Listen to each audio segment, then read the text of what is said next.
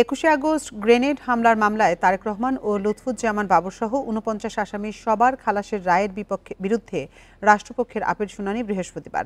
প্রধান বিচারপতি সৈয়দ রিফাত আহমেদের নেতৃত্বাধীন আপিল বিভাগ সকালে এই দিন নির্ধারণ করেন।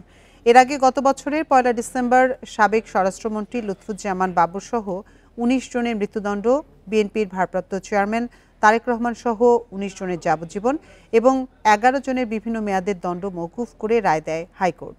সেই রায়ের বিরুদ্ধে রাষ্ট্রপক্ষ লিভ টু আপিল করলে গত ১ জুন তা মঞ্জুর করে আপিলের অনুমতি দেন প্রধান বিচারপতির নেতৃত্বে ৬ বিচারপতির আপিল বেঞ্চ।